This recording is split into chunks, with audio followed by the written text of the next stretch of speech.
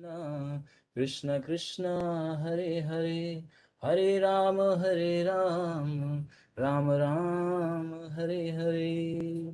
तो welcome of all of devotees. I hope कि सभी का हेल्थ अच्छा होगा और सभी लोग भगवान के भक्ति में अच्छे से लगे हुए हैं, और जितने भी चैलेंजेस आ रहे हैं बहुत पेशेंस से, प्रॉपर गाइडेड नॉलेज से और भगवान को स्मरण करते हुए माम स्मरण युद्ध च, अर्जुन को बताते हैं भगवान क्या बोलते हैं छठे अध्याय में, माम स्मरण युद्ध च मय्या अर्पिता मनः बुद्धि एव, मय्या अर्पिता मना बुद्धिरेव च माम स्मरण युद्ध च। अपने कर्मों को करते हुए, अपने प्रिस्क्राइब ड्यूटी को करते हुए सारे ऑब्स्टिकल को पार कर जाओगे। कब? जब अगर मुझे स्मरण करोगे।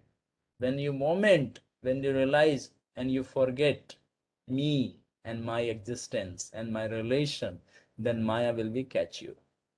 जैसे ही आप मेरे अस्तित्व को भूल जाओगे, मेरे से क्या संबंध है उसको भूल जाओगे, तभी आपको क्या है, माया पकड़ लेगी।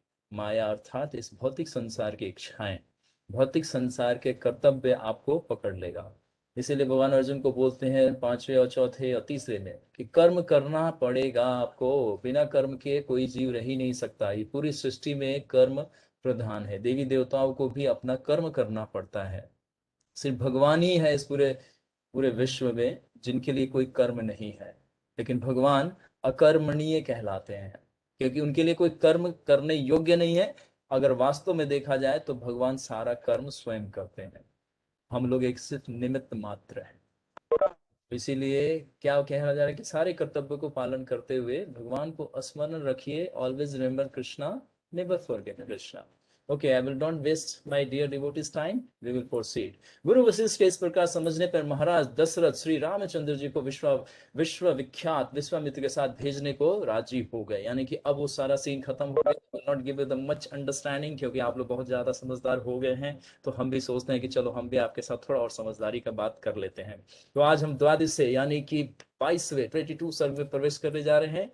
तथा वशिष्ठ सुप्रोवितम राजा दशरथ सुततम प्रविष्ट बदनो रामाय सह लक्षणम। इस प्रकार वशिष्ठ जी के समझाने पर महाराज ने श्री रामचंद्र और लक्ष्मण जी को बुलाया। यानी कि जो दृष्टांत चल रहा था, अब बाल लीला समाप्त नहीं हुआ है बल्कि किशोर लीला प्रारंभ हो गया, क्योंकि भगवान की कोई भी लीला कभी भी समाप्त नहीं होती है।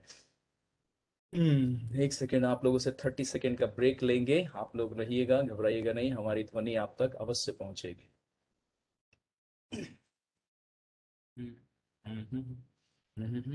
प्रभु जी आपकी आवाज थोड़ी धीरे आ रही है। नहीं नहीं नहीं, घबराइए मत, मैंने पहले बोला है on the 30 second break.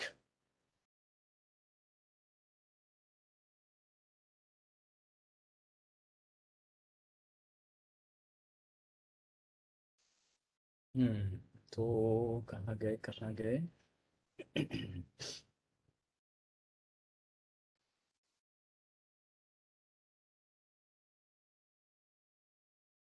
Okay, yes. तो द्वादश में यानी कि बाल लीला भी समाप्त हुआ है या नहीं हुआ है ये सबको पता है, लेकिन उसी लीला में ये अब आगे की तरफ बढ़ रहे हैं। तो अब क्या है, जो कल सीन जो समाप्त हुआ था, अब आप लोग को स्वयं अपने अभ्यास से सब स्मरण करना है, क्योंकि हम थक गए। हमने हमने देखा हमारे में इतनी शक्ति नहीं रह गई कि हम अपने भक्तों को भगवान का स्मरण शक्ति बढ़ा पाए। तो हमने सोचा कि चलो ठीक है, थोड़ा सा और प्रयास करके देखते हैं। तो इस प्रकार वशिष्ठ जी के समझाने पे, अब आप खुद कनेक्ट कीजिए, क्या समझाएं कैसे समझाएं। वशिष्ठ जी के समझाने पर कौन? विश्वामित्र जी नहीं, दशरथ महाराज तैयार हो गए कि ठीक है, अब इसके बीच में जो घटना घटी है वो सबको याद है। और उनको भेजते समय कौशल्या महाराज दशरथ तथा कुल पुरोहित वशिष्ठ जी ने स्वस्ति वाचन और मंगलाचरण किया। यानी कि जब कोई घर से बाहर निकलता है तो उसके लिए ब्लेसिंग, जैसे छोटे बच्चे या कोई भी हमारा एल्डरली घर में है और उनके सामने जब कोई बाहर जा रहा है, जो छोटा है इक्वल है या बड़ा है, सबके लिए अलग अलग हमारा सभ्यता में, हमारे कल्चर में बताया गया है, हमारे हमारे वेदों में बताया गया है कि जो भी छोटे हैं तो अवश्य अपने माता पिता का परमिशन और उनकी आज्ञा और उनका आशीर्वाद अवश्य लेना चाहिए। ये हमारे विलेज का कल्चर हुआ करता है जो कि लॉस्ट है। जैसे हम लोग जनरली कभी भी कॉमन मतलब एक सामान्य स्तर पे भी कहते हैं, जब घर से बाहर जाते हैं तो कहते हैं ठीक है बाहर जा रहा हूँ इतने देर में घर लौटूंगा। तो वो जाते वक्त हम ये साउंड क्रिएट करते हैं, चाहे कोई किसी भी घर के कोने में हो, लेकिन जब हम जाते हैं तो हम दूसरों को इंटीमेट करते हैं। तो उसी तरह से जब कोई ये बाहर जा रहे हैं, क्योंकि ये कोई सामान्य व्यक्ति नहीं है, भगवान कौन है, सबके प्राण हैं यहाँ पे। तो विश्वामित्र जी जब आगे की तरफ बढ़ रहे हैं तो वशिष्ठ मुनि और सौमित्र ये पीछे से मंगलाचरण का कान कर रहे हैं, ताकि बच्चे पे कोई विपत्ति ना आए, और आ भी जाए कोई ऐसी घटना घट भी जाए तो उसको जरा भी क्षति ना हो। तो माता पिता या जो भी घर में हमारे वरिष्ठ होते हैं वो आशीर्वाद देते हैं, कहते हैं ना कि पदम पदम यत विपदाम। घर के चौखट पार करने के बाद कौन सी घटना, कौन सी अप्रिय घटना किसके साथ घट सकती है, कोई भी नहीं जानता। लेकिन अगर बड़े बुजुर्ग का, गुरु का आशीर्वाद है तो बड़े से बड़े खतरे भी कैसे हो जाते हैं, रुई के फाक के जैसे। वो आएंगे, स्पर्श करेंगे, लेकिन आपको रंच मात्र भी क्षति नहीं पहुंचेगा। तो इतना प्रेयर में आपको विश्वास होना चाहिए, और अपने माता पिता, गुरु और भगवान पे इतना विश्वास होना चाहिए, तब इसकी शक्ति आपको अनुभव होगा। इक्वल पे जाते हैं तो ऑब्वियसली उनको गले से आलिंगन किया जाता है और उनको विदा दिया जाता है। बड़े जब जा रहे होते हैं तो ऑब्वियसली उनसे आशीर्वाद लिया जाता है। तो उसी तरह से भगवान राम जब आगे निकल रहे हैं तो लक्ष्मण जी उनके साथ हैं, और स्वस्ति वाचन का पीछे से बहुत सुंदर तरीके से, वो स्वस्ति वाचन एक आशीर्वाद के रूप में सर्व रक्षित, मतलब इसमें बोला जाता है कि सारे प्रोटेक्शन एक तरह से उनको दिया जा रहा है। और उनके बोलते समय कौशल्या महाराज दशरथ तथा कुल पुरोहित वशिष्ठ जी ने स्वस्ति वाचन और मंगलाचरण किया। जैसे हम लोग जब अब कक्षा प्रारंभ करते हैं तो देखते हैं ना, हम लोग मंगलाचरण करते हैं, वैष्णव गुरु आचार्य जनों से प्रार्थना करते हैं कि हमें ये जो तत्व बताया जा रहा है, या जो हम अध्ययन कर रहे हैं, या जो श्रवण कर रहे हैं, या हमारे हृदय में स्फुरित हो जाए, तो इनकी ब्लेसिंग मिलती है। अब आप कहेंगे ये लोग तो जा चुके हैं इस भौतिक संसार से, लेकिन आपकी ध्वनि जा रही है ना वहां तक। वो जिस भी ब्रह्मांड के जिस भी लोक में है, ऑब्वियसली वो भगवान के साथ ही रहते हैं। तो उनको स्मरण होता है कि कोई पृथ्वी पे मुझे स्मरण कर रहा है। कोई ऋषभ है जो गुड़गांव के फ्लैट में बैठा है, कोई भरत है जो गुड़गांव के फ्लैट में बैठा है, कोई हमारा भावेश है, इस तरह से कोई सम्राट है। इस तरह से जितने हमारे यंग यंग स्टूडेंट हैं, ये सारे लोग स्मरण करेंगे तो गोलोक से कृष्ण कहेंगे, oh my dear friend calling me. तो इस तरह से हमारे को मंगलाचरण हर अच्छे कार्य से पहले, इवन स्टडी करते हैं हम, अपना मटेरियल स्टडी भी करते हैं, तो भी यही मंगलाचरण गा लेना चाहिए मन में। उससे क्या होगा कि मटेरियल चीजें बहुत इजी हो जाएगी आपके लिए। क्यों? क्योंकि वो जानते हैं कि बच्चा अभी इस कार्य को कर रहा है, भौतिक कर्तव्य को निभाएगा ये, लेकिन इसके साथ ही ये भगवत गीता का भी अध्ययन करेगा, तो भगवत गीता का अध्ययन उसका सारे फलों को सार्थक कर देगा। महाराज दशरथ ने प्रसन्न होकर और पुत्रों के माथे सूंघ कर उन्हें विश्वामित्र जी को सौंपा, यानी कि अब हैंड ओवर करते हैं। बहुत पेनफुल ये सीन है, आप लोगों को सब अब दृष्टांत पता है ना, कितना रोए और कितना कुछ हुआ, तो ये सब चीजें आपको स्मरण होना चाहिए। तत हुआ सु स्पर्शो वीराजस्को वर्वो तदा विश्वामित्र गतम दृष्टा राम राजीव लोचनम पुष्पदिष्ट हत्या सीधे दुंतु भीवा निशा स्वनः शंख द्वंदु बिभिर्धोर्पम प्रयायते तु महात्मनि। विश्वामित्र जी के साथ कमल लोचन श्री राम और लक्ष्मण जी के जाने के समय शीतल मंद और सुगंधित पवन चलने लगा। अब देखिए, प्रकृति जो है वो भगवान के नियंत्रण में है, किसी और के नियंत्रण में नहीं है, ना ही कोई कर सकता है। तो जब भगवान जा रहे हैं तो देखिए, जैसे घर से बाहर कोई जाता है, अगर जून जुलाई का महीना होता है, आप लोगों को गुड़गांव और दिल्ली शहर और राजस्थान शहर में जो रहते हैं इनको पता है कि जून जुलाई का जो महीना होता है वो क्या होता है, अग्नि की वर्षा होती है। जैसे अभी अगस्त सितंबर में, अभी जुलाई के अंत से शुरू हो जाएगा, वर्षा शुरू हो गई, तो जल आसमान से क्या बरसता है, जल, जल का वर्षा होता है। उसी तरह से गर्मी के दिनों में सूर्य की किरणों की वर्षा होती है, और ये कैसे है, तपती हुई अग्नि के समान। तो उस समय में हम बचने के लिए क्या प्रयोग करते हैं, छाते का। छाते का दो दो उपयोग होता है, एक तो सर धूप से बचने के लिए, और दूसरी वर्षा से बचने के लिए। अगर छाता आपका बिल्कुल फटा ना हो तो आपको दोनों से सुरक्षा हो जाएगा। छाता फटा हो तो दोनों छाता होते हुए भी आपको ना धूप बचा पाएगा, ना आपको आपको धूप से बच पाएंगे, और ना ही वर्षा से। तो यानी कि छाता क्या है, हमारी पात्रता। तो आपको मंजू माता जी का प्रश्न याद होना चाहिए, उन्होंने पूछा था तो उसका उत्तर मिला था आप लोगों को।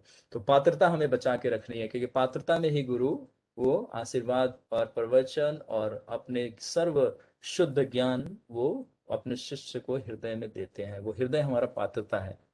हृदय में छेद होने का मतलब है कि हम ड्युअलिटी करते हैं, इसलिए इस ड्युअलिटी से बचना है। भगवान इसीलिए भगवत गीता में अर्जुन को डुअल नॉलेज दे रहे हैं कि भौतिक संसार क्या है, परा अपरा, परिमय अपरिमय, दो तत्वों को बहुत भगवान विस्तार रूप से भगवत गीता में बता रखे हैं, लेकिन हम लोग पढ़ते पढ़ते भी नहीं समझ पाते कि कहाँ है। इसीलिए गुरु का संरक्षण लीजिए तो गुरु आपको बताएंगे कि तत्व ज्ञान क्या होता है। भगवान स्वयं बताते हैं तत्वतः, चौथे अध्याय के 9 में क्या बोलते हैं, तत्व वेति, तत्व मतलब बहुत सीक्रेट में भी सीक्रेट है मेरा, गुह्यतम गुह्यतर गुह्यतम, है ना, गुह्ये गुह्यतर गुह्यतम, गुह्ये गुह्यतर गुह्यतम, थ्री काइंड ऑफ और थ्री लेवल ऑफ और थ्री स्टेज ऑफ नॉलेज। हर जगह पे इसका डायमेंशन बदल जाएगा।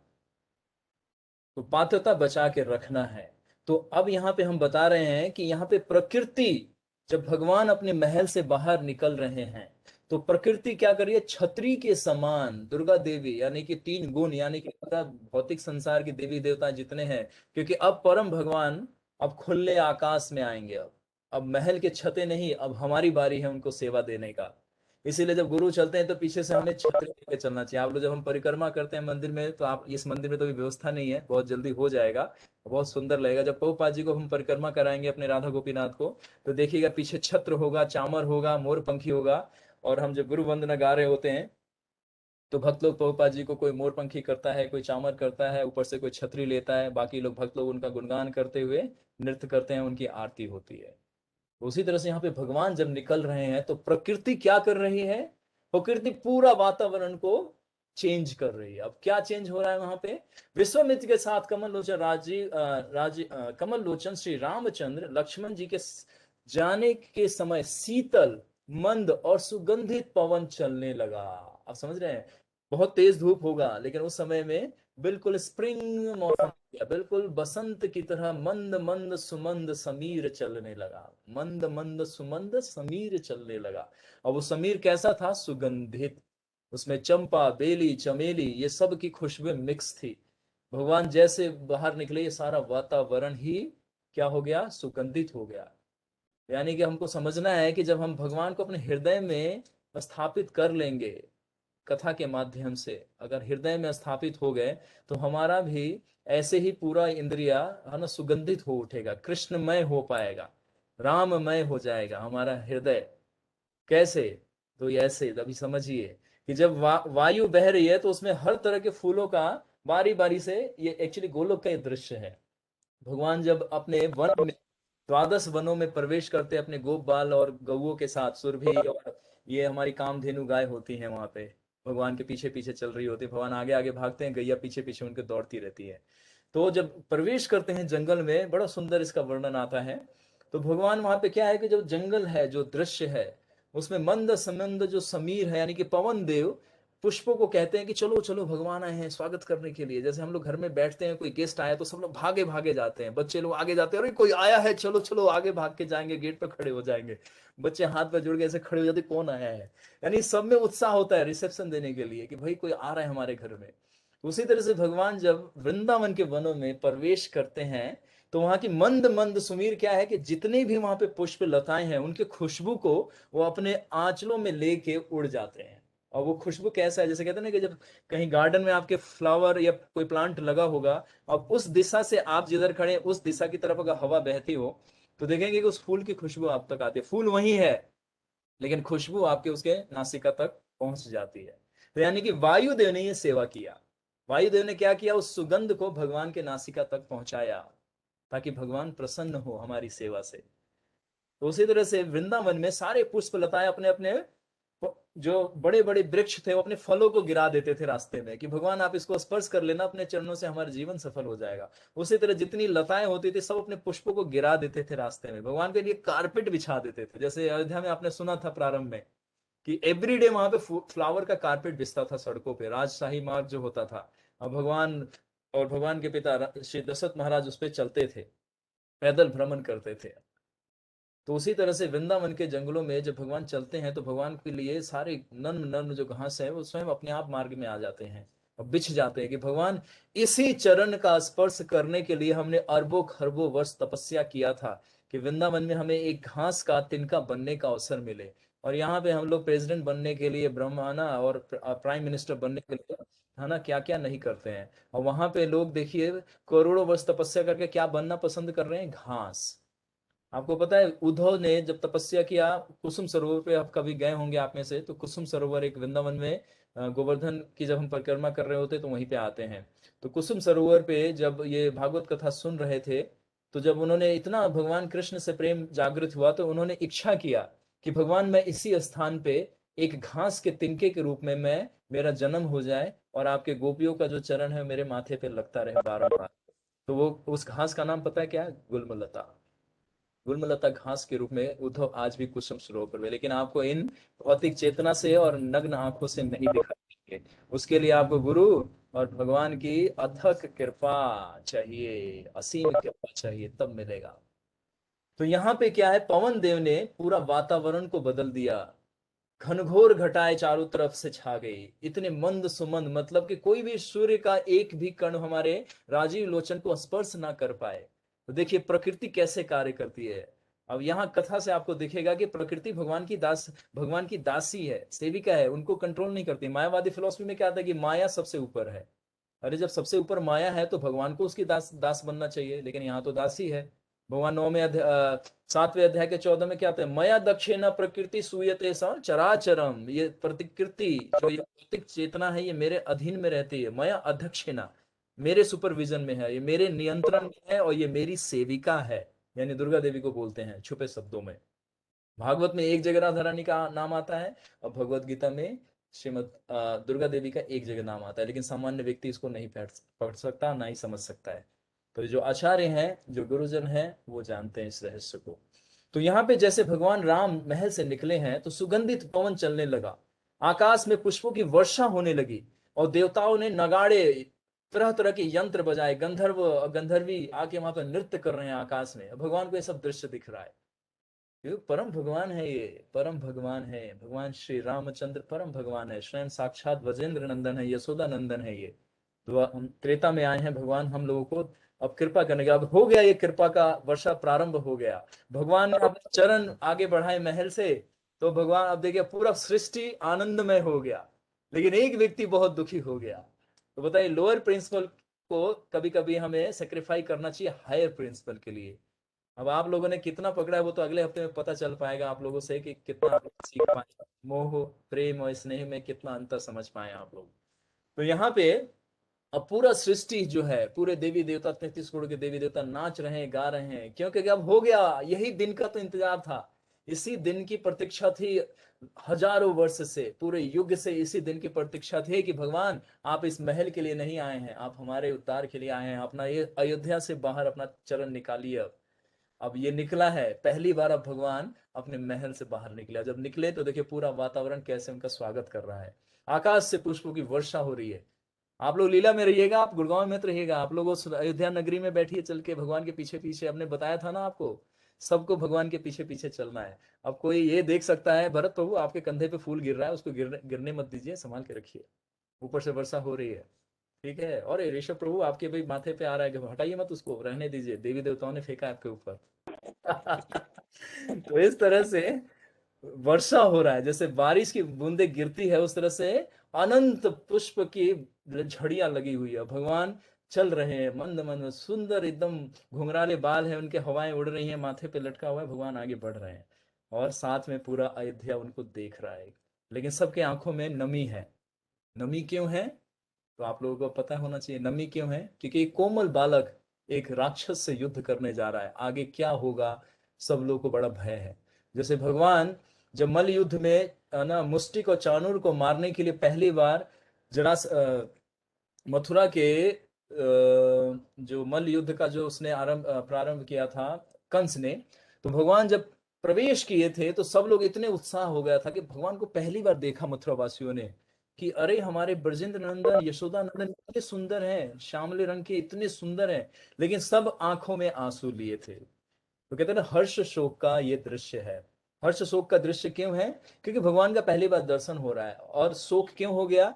क्यों? क्योंकि भगवान अब मतलब कितने कष्ट में चले जाएंगे। एक बालक को इतने बड़े बड़े असुर मिलके मार देंगे, तो सबका हृदय मतलब रो रहा था। तो इसीलिए आंखों में मतलब वो आंसू झलक भी नहीं रहा था, मतलब आंखों से टपक नहीं रहा था, वो आंखों में ही होता है। मैंने बताया था ना, ये भी एक इमोशंस का, जो हमारे फीलिंग्स होते हैं उसका एक ये भाव है। लेकिन इतना डीप नहीं ले जाएंगे, वरना पता चला आप लोग रोने लगे तो हमारे राम जी यहीं पे रुक जाएंगे, कहेंगे अरे गुड़गांव के वासी हमारे रोने लगे, हम इनको छोड़ के नहीं जाएंगे, हम विश्वामित्र जी के साथ नहीं जाएंगे, हम गुड़गांव वासियों के साथ रुकेंगे। रोना नहीं है, अपने आंसू को छुपाना है, अपने आंसुओं को छुपाना है। तो यहाँ पे जो अयोध्या वासी है, उनके आंखों में मंद मंद आंसुओं की धारा आ चुकी है।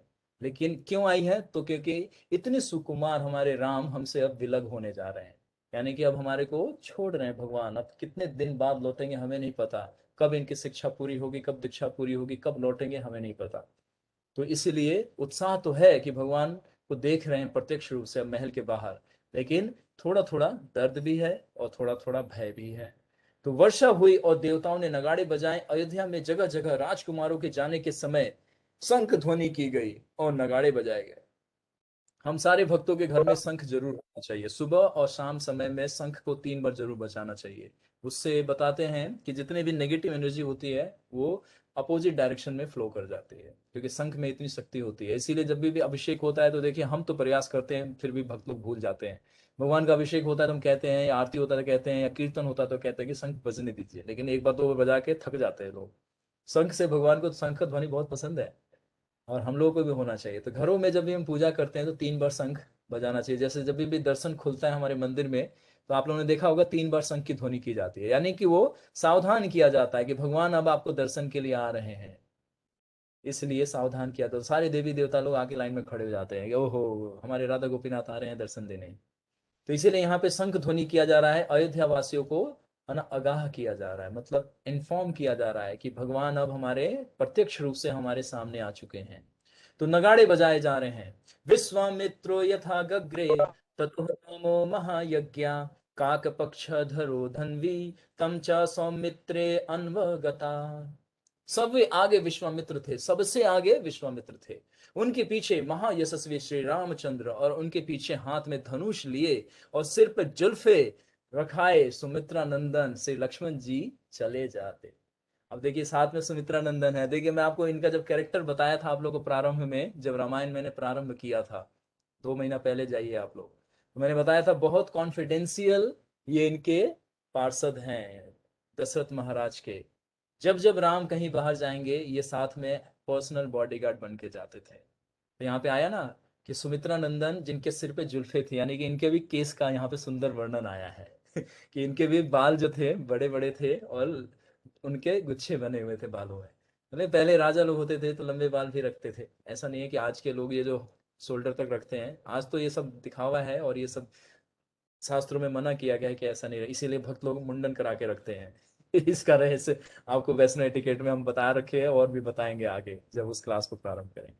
तो यहाँ पे सुमित्रा नंदन पर्सनल बॉडीगार्ड के रूप में इसलिए क्योंकि दशरथ महाराज के बहुत करीबी मित्र हैं, मंत्री हैं, और एक फैमिली फ्रेंड भी हैं। तो इसीलिए हम लोगों को भी ऐसा हमें भी मित्र बना के रखना चाहिए जो स्पिरिचुअल हो, फैमिली फ्रेंड हो, और हमारे हर सुख दुख में हर कार्य में हमारे संग हो। तो सुमित्र जो है, ये जो है सुमित्र और सुमित्रा नंदन, ये सुमित्रा दो दो हैं, आपको पता है, सुमित्र और सौमित्र। फिर आगे बढ़ते हैं। कलापिने धनुष्पानो सौभयानो दिशो दशा, विश्वामित्र महात्मानां त्रिपर्वत्ये पन्नगो, अजोगमत्रम तुरुक्षुद्रो पितामहा मिवाश्विनो। बड़े रूपवान और बलवान दोनों भाई पीठों पर तरकश और हाथों में धनुष लिए तथा देश दिशाओं को सुशोभित करते हुए मुनि के पीछे ऐसे जाते थे मानो 3 सर्प सिर के सर्प चले जाते हों, अथवा मानो ब्रह्मा जी के पीछे अश्वनी कुमार चले जाते हों। आपको समझ में आया? बड़ी रूपवान, भगवान की सुंदर ब्यूटी, कितनी सुंदर दिख रहे होंगे भगवान। बिल्कुल नन्हे से बालक हैं अभी, और छोटे छोटे पांव से चल रहे हैं, आगे की तरफ बढ़ रहे हैं, लक्ष्मण चल रहे हैं। पूरा अयोध्या वासी ये 3 व्यक्ति को विशेष रूप से देख रहा है। 3 व्यक्ति कौन? विश्वामित्र जी हैं, भगवान श्री राम हैं, और लक्ष्मण। इन पे विशेष दृष्टि है क्योंकि यही तीनों आगे निकल जाएंगे। बाकी लोग जो जा रहे हैं वो वापस लौट जाएंगे। अब आपको हमने बताया था कि जब हम गेस्ट को छोड़ने जाते हैं, एक तो रिसीविंग का हमें पता चला था, छोड़ने जाते हैं तो घर से कुछ दूर तक जाया जाता है। ये पहले कल्चर था, आज नहीं कि जी घर से बाहर, इसको गेट से बाहर धक्का दो, गेट बंद करो, बहुत बिल बढ़ा रहा है हमारा। नहीं, पहले था कि हम कुछ दूर तक जाते थे, जब तक वो अतिथि जो हमें स्वयं ना बोल दे कि नहीं अब जाइए, लौट जाइए, अब हम चले जाएंगे, तब तक उनके संग रहना चाहिए। ये बहुत ग्रेट एक ऑनर है, एक बहुत प्रेम का, घनिष्ठता का, है ना, एक वो होता है, संबंध होता है, जो हमें दिखाता है, एहसास कराता है कि व्यक्ति मेरे लिए कितना प्रेम रखता है। तो उसी तरह से अभी अयोध्यावासी सुमित्र ये सब आगे जा रहे हैं, मंत्री लोग, लेकिन आगे सिर्फ तीन ही व्यक्ति बढ़ेगा। वो कौन? विश्वामित्र जी, भगवान रामचंद्र और लक्ष्मण। बाकी सभी लोग लौट आएंगे। तो मुनि के पीछे ऐसे चले जा रहे थे मानो तीन सिर वाले, मतलब दूर से ऐसे देखने में लग रहा था, क्योंकि तीनों एक वर्टिकल लाइन में चल रहे थे। सबसे आगे विश्वामित्र जी थे, फिर भगवान श्री राम, फिर लक्ष्मण। तो ऊपर से देखने में ऐसा लगा कि त्रिमुख सर्प है, कोई तीन मुखों वाला कोई सर्प है जो आगे सरक कर चल रहा है। और फिर इसकी कल यहाँ पे किन से तुलना की गई है कि इसी तरह से जब ब्रह्मा जी जब आकाश मार्ग में विचरण करते हैं तो ब्रह्मा जी के संग संग अश्वनी कुमार चलते हैं, पीछे पीछे, पुत्र है ना उनके। तो इसी तरह से ब्रह्मा जी आगे चलते हैं तो अश्वनी कुमार पीछे पीछे, दोनों पुत्र उनके साथ चलते हैं। तो बड़ा सुंदर दृश्य दिखता है। उसी तरह से यहाँ पे बताया गया कि विश्वामित्र के पीछे पीछे भगवान राम और लक्ष्मण भी चल रहे हैं। तो बड़ा सुंदर मनोरम ये दृश्य है। ऊपर से वर्षा, फूलों की वर्षा हो रही है, नगाड़े बज रहे हैं, यंत्र बज रहे हैं, गंधर्वी लोग गाना गा रही हैं और गंधर्व नृत्य कर रहे हैं, और पीछे से स्वस्ति वचन और मंगलाचरण हो रहा है। तो देखिए कितना सुंदर और सुगंधित वातावरण है। सबका मन चेतना बहुत शुद्ध है, इसलिए घर में अगूरा जरूर जलाना चाहिए। खुशबूदार गौ का जो अगरबत्ती मिलता है उसको जलाना चाहिए, भगवान को अच्छा लगता है। चैतन्य चरिता में तो बड़ा सुंदर कथा आता है। एक गरीब व्यक्ति, है ना, एक एक छोटा भाई गरीब होता है, बड़ा भाई अमीर होता है। तो छोटा भाई कोई सेवा नहीं कर पाता, उसके छोटे विग्रह होते हैं, है ना, भगवान श्री कृष्ण के। और बड़ा विग्रह एक वो काली दुर्गा माता और काली माता का वो उपासक होता है, तो उसको रोज अगरबत्ती जला देता था, है ना। तो वहां पे अगरबत्ती जला के वो नीचे रखता था, तो नीचे रखता था तो वहां पे छोटे भाई का वो विग्रह होता था। तो उसमें वो एक दिन ध्यान से देखा कि यार ये बढ़िया है, ये कुछ ना भोग लगाता है और ना ही कोई अगरबत्ती दिखाता है, ना ही आरती करता है, और ये हमारे डीटीज के नीचे बैठा रहता है। और बड़ी वाली डीटी काली माता की डीटी होती है, और नीचे देखो ये कृष्णा है, ये इसका भक्त, ये बैठा रहता है, और मेरी अगरबत्ती का जो धुआं इसके नाक में जा रहा है। अगले दिन क्या करता है, वो जैसे अगरबत्ती दिखाता है तो दो रुई का फाक लाके और कृष्णा के दोनों नाक में ठूस देते हैं। वो कहते हैं क्या कि भाई मैं अगरबत्ती इतनी मेहनत से खरीद के इतने मूल्यवान लाता हूँ, और इसका धुआं मेरे, है ना, काली माता तक नहीं जाता, और ये कृष्णा अपने नाक में इसको सूंघ के इसको आनंद आता है। तो भगवान ने उसको बोला कि चलो, इसको इतना विश्वास तो हुआ कि मैं इस अगरबत्ती के सुगंध को महक रहा था। तो बाद में भगवान उसको दर्शन देके उसका उद्धार कर देते हैं। तो इसलिए कहते हैं कि भक्त भक्त की सेवा से प्रसन्न होकर भगवान उसके संबंध में जितने संबंधी होते हैं उसका भी उद्धार कर देते हैं। इसीलिए हमें भक्त बनना है, हमें चिंता नहीं करना है परिवार में और कोई भक्त बन रहा है नहीं बन रहा, लेकिन हमारी अपनी जिम्मेदारी है कि हम अच्छा भक्त बने।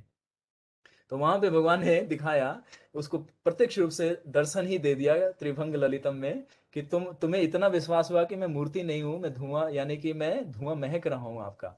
तो उसको इतना मतलब लगा कि मेरे अगरबत्ती जल रहा है तो मेरे काली माता को जाना चाहिए, इसका खुशबू ये बीच में ये महक लेता है, तो वहां तो धुआं पहुंच नहीं रहा है। तो भगवान ने उसको प्रकट होकर बोला कि चलो, तुम्हें इतना विश्वास हुआ कि मैं मूर्ति नहीं हूँ।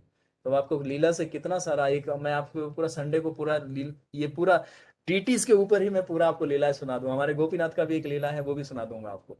तो इस तरह से बहुत सारी लीलाएं हैं। तो यहाँ पे क्या है, सुशोभित सुगंधित वायु चल रहा है ताकि भगवान को अच्छा अनुभव हो। भगवान को मंद मंद सुमंद जो फूलों की जो महक है वो भगवान के नासिका तक जा रही है, और हर तरफ चारों तरफ सुगंधित वातावरण हुआ पड़ा है। स्कंद और विशाखा से सुशोभित होते हैं जब अयोध्या से 6 कोस दूर सरयू के दक्षिण तट पर जा पहुंचे। चलिए, एक लाइन में भूल गया, इसको दोबारा रिपीट करता हूँ, रुकिए। मुनि के पीछे ऐसे जा रहे थे मानो तीन सर के सर्प चले जाते हो, तो मानो ब्रह्मा जी के पीछे अश्वनी कुमार चले जाते हो आगे। उस समय धनुष धारण किए हुए, अच्छे अच्छे गहने पहने हुए, भगवान की ब्यूटी। अब देखिए, इसको बोलते हैं स्मरणम। जब हम जप करते हैं तो भगवान के विग्रह को हमें स्मरण करना चाहिए। अगर मन विचलित होता है तो भगवान के सुंदर, इसीलिए भगवान की या तो आप विग्रह के सामने बैठ के जप कीजिए, या भगवान के कोई पिक्चर सुंदर है उसके सामने बैठ के उनको देखते हुए जप कीजिए, आपका मन कभी भी विचलित नहीं होगा। वैसे विधि ये है कि भगवान का नाम उच्चारण करके उस नाम के ध्वनि पे, उस पे हमें मन को केंद्रित करना है। लेकिन प्रारंभिक अवस्था ऐसी होती है कि हमारा मन केंद्रित नहीं होता, मछली के समान है, पत्थर के समान है, बालक के समान है, 2 सेकंड में मन भाग जाता है, पता ही नहीं चलता है।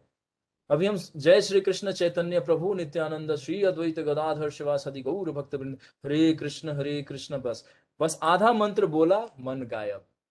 मन ऐसे भागता है जैसे कहते हैं ना, प्रचंड वायु के समान है, पल में यहाँ पल में कहाँ गया पता ही नहीं चलेगा। तो ऐसे यहाँ पे भगवान श्री राम का सुंदर वर्णन है। इस वर्णन को अपने मन में, अपने हृदय में हमेशा स्मरण करना चाहिए। इसीलिए यम यम भाव स्मरण, ये अंत समय में आपको याद आ गया कि हमने रामायण में भगवान का ये सुंदर दृश्य का वर्णन श्रवण किया था, समझ लीजिए उसी समय में आपको भगवान प्राप्त हो जाएंगे। ये मेरा वचन नहीं है, स्वयं भगवान भगवत गीता में बोलते हैं। और उसको मैं प्राप्त हो जाता हूँ, मेरे धाम को प्राप्त हो जाता है। तो इस दृश्य को आप लोग हृदय में कंट्रोल इस करके, शिफ्ट करके, और उसको कंट्रोल इस करके सेव कर लीजिए आप लोग। उस समय धनुष धारण किए हुए, अच्छे गहने पहने हुए, क्योंकि अभी राजकुमार है, अभी वनवास लीला प्रारंभ नहीं है। आप लोग सोचेंगे कि अरे वनवास लीला चलने लगा, ये तो अंतरात्मा जी एकदम से वनवास लीला में प्रवेश करवा दिए। नहीं, अभी आप लोग अयोध्या में हैं। अभी अयोध्या के राजकुमार का दर्शन कर रहे हैं आप, भगवान कैसे दिख रहे हैं। अभी पहली बार आपको इसका वर्णन करा रहे हैं। अच्छे अच्छे गहने पहने हैं, यानी कि मोतिया जो तरह तरह के है ना, मन के होंगे, स्फटिक होंगे, नीलम होंगे, इस तरह के भगवान सुंदर सुंदर मणियों से सजे हुए, क्योंकि राजकुमार हैं अभी, कोई ऐसे निर्धन अभी वनवासी के रूप में अभी नहीं आए हैं। तो उनके पहने हुए हैं, है ना, गो के चमड़े के बने हुए दस्ताने हाथों में पहने, क्योंकि क्षत्रिय फाइटिंग के लिए जा रहे हैं ना, यहाँ पे युद्ध भूमि में जा रहे हैं। तो एक अभी जो इनका दृश्य है, वो एक क्षत्रिय बालक राजकुमार के रूप में सजे हुए हैं। जैसे भगवान का आप सुंदर दृश्य देखेंगे, जब अर्जुन के रथ पे बैठे हैं तो केशव के रूप में है, वो ब्रजेंद्र नंदन नहीं है ना, वो द्वारकाधीश है, मथुराधीश है। द्वारकाधीश और मथुराधीश जैसे नाम आए तो समझ लीजिए क्षत्रिय भाव में भगवान है। जैसी ब्रजेंद्र नंदन आ जाए, है ना, ब्रज के लाल दुलारे आ जाए, तो समझ लीजिए अरे हमारा ग्वाल वाला मित्र है, ये प्रेम करने वाला, हमारे साथ खेलने वाला। और जैसे द्वारकाधीश बोल दिया जाए, है ना, मथुरापति बोल दिया जाए, तो समझ जाइए क्षत्रिय हैं ये। इसीलिए गोपियों को वो पसंद नहीं आ रहे थे कि ये क्या पहन रखा है, भारी भरकम सोने का गहना, उतारो इसको, फूलों की माला पहनो, अच्छा नहीं लग रहा। ये इतने महंगे महंगे सिल्की कपड़े पहन रखे, तो धोती पहनते थे, ये क्या पहन रखे हो। भगवान मतलब उस रूप में अच्छे ही नहीं लगते। और सच्ची बताए तो हमें भी भगवान ज्यादा श्रृंगार में अच्छे नहीं लगते। भगवान मंगल आरती में बहुत सुंदर लगते हैं, कम कपड़े होते हैं, गले में बैजंती माला होता है, और हमारे उनके मुखमंडल पे और उनके सिर पे पगड़ी बनी रहती है, तो भगवान सुंदर रूप में दिखते हैं। गोप बाले इसीलिए उनको जंगल में ले जाके कैसे उनको सजावट करते थे, फूलों का माला पहनाते थे, सारे आभूषण उतार के फेंक देते थे। मैया बोलती थी कि आज कहाँ गया तुम्हारा, वो भूल जाते, कहते थे कि मैं जब स्नान कर रहा था तो मैं पेड़ के नीचे रखा था, भूल गया। हर रोज वो अपने गहने को भूल के आते थे। और जब ये घर आते थे तो हमेशा क्या होता था, उनके पास पुष्प की माला होती थी, और तरह तरह के टैटू बने होते थे गालों पे, बाजुओं पे। तो क्योंकि जो गोप बाल थे भगवान को उस तरह से श्रृंगार करके रखते थे, तो इसीलिए हमें अपने विग्रह को बहुत सुंदर से सजा के रखना चाहिए। क्यों? क्योंकि भगवान प्रसन्न होंगे। रोज सुबह मंगल आरती करने से पहले भगवान का अभिषेक विषेक करना चाहिए, उसके बाद आरती करके फिर भगवान का श्रृंगार, है ना, उनका करके फिर दर्शन करना चाहिए। तो यहाँ पे देखिए भगवान का कितना है। अभी यहाँ पे क्षत्रिय भाव है, तो हाथ में दस्ताने पहने स्किन के, जिससे कि वो पढ़ाएंगे तो उनके जो तीर चलाएंगे या जो प्रत्यंचा होता है वो बार बार रगड़ खाता है। आपको पता है अर्जुन का लेफ्ट हैंड हमेशा जख्मी होता था, मतलब उसमें हमेशा स्किन छिले रहते थे, ब्लड निकलता रहता था हमेशा। ये आप लोगों को कहीं दिखेगा नहीं, पता नहीं है, लेकिन शास्त्र में है ऐसा वर्णन। तो क्यों? क्योंकि वो इतनी फाइटिंग रफ्तार से करते थे कि उनका स्किन हमेशा छिला होता था। उसी तरह यहाँ भगवान श्री राम और लक्ष्मण अभी जब फाइट करेंगे तो इसका सुंदर वर्णन आएगा। तो इसलिए वहां पे ग्लव्स पहने हुए हैं, क्योंकि अभी बहुत भीषण युद्ध होने वाला है। तो इसीलिए ये पूरे क्षत्रिय के अभी उसमें रूप में जा रहे हैं। महाधुतिमान दोनों सुंदर भाई श्री रामचंद्र जी और लक्ष्मण से मुनि उसी प्रकार सुशोभित हुए जिस प्रकार शिव जी स्कंद और विशाख से सुशोभित होते हैं। जब अयोध्या से 6 कोस दूर सरयू के दक्षिण तट पर पहुंचे, यानी कि अब निकल चुके हैं। अब ये दृश्य जो है वो फेडअप होता जा रहा है, यानी कि अब अयोध्या नगरी से जो दृश्य देख रहे थे जितने लोग भगवान को जाते हुए, अब वो नहीं दिखेंगे अब, क्योंकि 6 कोस बहुत लंबा दूरी होता है। भगवान पैदल जा रहे हैं, ऐसा नहीं कोई रथ में बैठ के जा रहे हैं, मर्सिडीज बैन आई हुई है, लिनो बैन आई हुई है, और फिरारी बैठ के आराम से फुर्र से निकल गए, नहीं, भगवान पैदल चल रहे हैं। इसीलिए अयोध्या का एक एक इंच धाम बताया गया, इसीलिए वृंदावन का एक एक इंच भगवान ने पर्सनली अपने चरण से स्पर्श किया है। अभी जब वर्ण लीला शुरू होगा तो आप सुनिएगा भगवान नंगे पांव क्यों चलते हैं। इस प्रकार शिव जी, मतलब यहाँ पे एक उदाहरण दिया गया कि शिव जी जैसे विशाख और स्कंद से सुशोभित होते हैं, उसी तरह से विश्वामित्र जी यहाँ पे रामचंद्र और लक्ष्मण से सुशोभित हो रहे हैं। और ये अब दक्षिण तट की ओर पहुंच गए, सरयू नदी, जहाँ पे मतलब अब ये शहर से, मतलब अब जो अयोध्या जो नगरी है उससे बहुत दूर जा चुके हैं पैदल। अब इसी क्षण में यहाँ पे एक आश्रम का वर्णन आएगा, एक छोटी सी कथा आएगी, अगर समय मिला तो मैं जरूर आपको सुना ही दूंगा, नहीं तो नेक्स्ट वीक में जरूर सुनाऊंगा। तो अब ये जो पहला पड़ाव है, आज ही नहीं पहुंच गए हैं सिद्ध आश्रम, आज ही नहीं जाएंगे, अभी बीच में एक इनका फॉल्ट आएगा, यानी कि स्टॉपेज आएगा, वहां पे अभी एक लीला होगा और वहां पे एक कथा होगा जो विश्वामित्र जी स्वयं सुनाएंगे, भगवान जिज्ञासा करेंगे। तो बच्चे लोग को सावधानी से देखना है, सुनना है कि कैसे जिज्ञासा करनी चाहिए और कौन सी जिज्ञासा करनी चाहिए और किस तरह से करनी चाहिए, उसका लाभ क्या मिलेगा। वायेति मधुरा वाणी विश्वामित्रो अभयाभासते गृहाण वत्सम सलिलम वाये भूतकालस्य पर्ययः। तब वहां विश्वामित्र जी रामचंद्र से मधुर वाणी में बोले, हे वत्स। गुरु हमेशा अपने शिष्य से इतने फ्रेंडली, मतलब एक पिता के समान होते हैं, एक मित्र के समान होते हैं और एक माता के समान होते हैं, तो मधुर वाणी बोलते हैं। और कभी कभी ऐसे यही गुरु थंडर बोल्ट की तरह भी कुछ कुछ बोलते हैं, आपको सबको अनुभव हो रहा होगा धीरे धीरे। तो कभी कभी बहुत इनका वाणी जो होता है थंडर बोल्ट की तरह भी गिरता है, तो गुरु की ही वाणी है, दोनों को ही स्वीकार करना चाहिए क्योंकि दोनों से ही हमारा उद्धार होता है। तो यहाँ पे विश्वामित्र जी क्योंकि बालक है, राजीव लोचन है और बहुत सुकुमार है, उन्होंने कभी भी ऐसा कोई हार्श वर्ड सुना ही नहीं होगा अभी जीवन काल में। तो विश्वामित्र जी जानते हैं कि शिशु को कैसे डील करना चाहिए। तो यहाँ पे देखिए बच्चे को मधुर वाणी से हमेशा उसको बुलाना चाहिए, लेकिन बच्चे कभी शैतानी करे तो डांटना भी चाहिए, बहुत अच्छे से, बहुत अच्छे से डांटना चाहिए। तो यहाँ पे कह रहे हैं कि मधुर वाणी में बोले, हे वत्स, जल से शरीर शुद्ध कर डालो अथवा आचमन करो, अब विलंब मत करो, क्योंकि टाइम बहुत कम था इनके पास, क्योंकि यज्ञ का मुहूर्त निकला जा रहा था, विश्वामित्र जी के पास बहुत कम समय था अपने सिद्ध आश्रम पहुंचने के लिए। तो उन्होंने यहाँ पे स्नान करने के लिए क्यों बोला, अब तो संध्या काल हो गया है। तो ध्यायते त्रिसंध्यम, ध्यायते मतलब तीन समय में वंदन किया जाता है भगवान को। जब ब्राह्मण दीक्षित होते हैं तो भगवान को तीन समय जरूर स्मरण करते हैं, प्रातः काल, मध्य काल और संध्या काल, मॉर्निंग में, आफ्टरनून में, इवनिंग में। तो अब इवनिंग का समय आ चुका है, क्योंकि मॉर्निंग में तो ये सारी वार्तालाप चल रही थी, दोपहर में इनको विदा मिली वहां से और फिर अब ये आगे बढ़ गए, तो अब संध्या काल हो चुका है। तो संध्या काल हो गया तो यहाँ पे विशेष अब एक इनको विद्या देने जा रहे हैं। आई होप कि आज हमारे वो भक्त हों जिनको प्रश्न था वो उनका उत्तर अब मिल जाएगा आज। तो अब वो एक विद्या देना था इनको, क्योंकि रात्रि होने जा रहा है और यहाँ पे कोई बॉडीगार्ड या कुछ भी नहीं है, तो इसीलिए एक विशेष प्रकार की विद्या इनको देने के लिए भगवान राम और लक्ष्मण को बोलते हैं कि आप स्नान कर लो। यानी कि हमारे को जब करते वक्त, जब करने से पहले हमें शरीर की शुद्धता को जरूर, है ना, शुद्ध करना चाहिए, स्नान करके अच्छे से आसन पे बैठना चाहिए, क्योंकि भगवान की आप सेवा के लिए जा रहे हैं। जब करना कोई ऐसा नहीं है बेड पे भी बैठ गया, चलो वो एक्सेप्शनल है, वो शुरू में हम बता देते हैं आपको कि जैसे तैसे आप करिए, लेकिन धीरे धीरे इसमें शुद्धता लाना है, तभी भगवान आएंगे ना हमारे हृदय में। पता है ना, कचरा जब सफाई करेंगे तभी तो कोई गेस्ट आपके घर में आएगा। तो हमारा हृदय भगवान का विश्राम स्थल है, उसकी सफाई होगी, और उसकी सफाई बाहर से शुरू होती है। चैरिटी बिगिन फ्रॉम होम, यानी कि आपका शरीर आपका घर है, तो आप अपने घर की सफाई कीजिए, भगवान उसमें प्रवेश करेंगे। तो आचमन करने का अर्थ है कि कोई जब हम मंत्र का धारण करते हैं या कोई भी स्पिरिचुअल एक्टिविटीज करते हैं तो स्नान और आचमन जरूर करना चाहिए। शरीर की शुद्धि, पंचभूत की शुद्धि जरूर करनी चाहिए। पंचभूत की शुद्धि होती है बाह्य रूप से, और मन और अहंकार और वाणी की शुद्धि होती है मंत्र से। तो इसीलिए हम लोग मंत्र और जल दोनों का प्रयोग करते हैं शरीर की शुद्धि के लिए। तो मंत्र मंत्र से जब हरे कृष्णा बोल रहे होते हैं तो हमारा मन, अहंकार और बुद्धि सब कुछ शुद्ध हो रहा होता है, और जब जल से स्नान करते हैं तो हमारा शरीर पंचभूत हमारा शुद्ध हो रहा होता है। इसीलिए स्नान करते हुए भी हमें मंत्र मन में बोलते रहना चाहिए, उससे क्या है, दोनों का स्नान और दोनों का शुद्धिकरण हो जाता है। और ये पहले का भी कल्चर था, जितने भी हमारे बड़े बड़े बुजुर्ग जो लोग थे वो स्नान करते वक्त भी गुनगुनाते रहते थे, गोविंद गोविंद मुरारी, हे राम सीताराम सीताराम, इस तरह से बोलते ही रहते थे लोग। कोई भी कार्य करते वक्त भगवान को स्मरण जरूर करते थे। तो ये विद्या है माम स्मरण युद्ध च।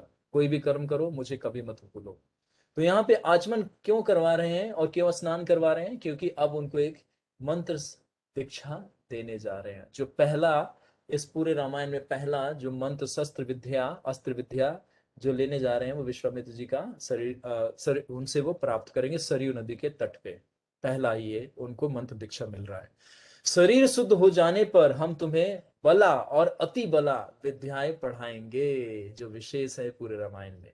इनके प्रभाव से न तो तुम्हें थकावट व्यापक होगी और ना कभी शरीर ज्वाराकांत होगा। व्यापक मतलब कभी भी तुम टायर्डनेस फील नहीं करोगे, कभी भी तुम्हें शरीर में किसी भी तरह का पेन नहीं होगा, ज्वर उत्पन्न नहीं होगा। जैसे हमें बुखार होता है ना, उसको ज्वर कहा जाता है। ज्वर का मतलब है ताप का बढ़ जाना, और ज्वर का मतलब है पीड़ा। जड़ का मतलब है विचलित होना, जड़ का मतलब है शोक ग्रस्त हो जाना, जड़ का मतलब है दुख से भर जाना, जड़ का मतलब है, और कितने बताऊं, इतना काफी है आप लोगों के लिए?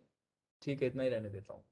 तो ज्वर कांत का मतलब है कि इसका प्रभाव से आप बच जाओगे, यानी कि शरीर में कोई भी किसी भी तरह का न क्षति होगा और ना ही आपको कष्ट होगा इस विद्या को धारण करने के बाद।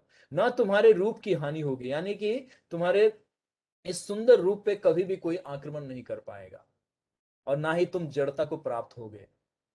समझ रहे हैं आप? भगवान हमेशा एवर यूथ है। भगवान हमेशा क्या है? हमेशा एवर यूथ है। ऑलवेज नव किशोर का रूप में दिखेंगे भगवान, कितने भी बड़े हो जाए, कितने भी। अब आप देखिए, जब युद्ध चल रहा था तो उस समय में भगवान 72 या 71 वर्ष के आयु के थे, और ऐसे दिखते थे 16 वर्ष के आयु के हैं। भगवान इतने यंग दिख रहे थे कुरुक्षेत्र में। तो भगवान हमारे शरीर की तरह नहीं है, पंचभूत से उनका शरीर नहीं है। उनका शरीर कैसा है? सच्चिदानंद, सच्चिदानंद, सच्चिदानंद विग्रह है भगवान। तो इसलिए उसमें कभी भी जड़ता नहीं आता, कोई शोक नहीं आता, कोई कष्ट नहीं आता, कोई चिंता नहीं आता, कोई दुख नहीं आता, कोई बुढ़ापा नहीं आता, कोई रोग नहीं आता। तो विश्वामित्र जी यहाँ पे हम लोगों को समझाना चाह रहे हैं कि क्या वो दे रहे हैं। तो कह रहे हैं कि ना तुम्हारे रूप की हानि होगी, यानी कि तुम्हारा रूप बिगड़ेगा नहीं और तुम्हें जड़ता कभी प्राप्त ना होगा। सोते हुए भी अशुद्ध दशा में राक्षस लोग तुम्हारा कुछ भी नहीं बिगाड़ सकेंगे। संसार भर में कोई भी तुम्हारा बाहुबल की समानता न कर पाएगा। ये सब मंत्र विद्या का ये सारा फीचर बता रहे हैं। त्रिषु लोकेषु वैराम व भवेत्साये संसत्वः, न सौभाग्य न दक्षिणेय न ज्ञाने बुद्धि निश्चये। सौभाग्य, दक्षिण्य, ज्ञान और दाक्षिण्य, ज्ञान और चतुराई में तुम्हें तीनों लोकों में कोई भी नहीं मिल पाएगा। मतलब तुम्हारा कोई सामना नहीं कर पाएगा। ज्ञान में, चतुरता में, मतलब विजडम में, इंटेलिजेंस में तुम्हारी बराबरी कोई भी नहीं कर पाएगा।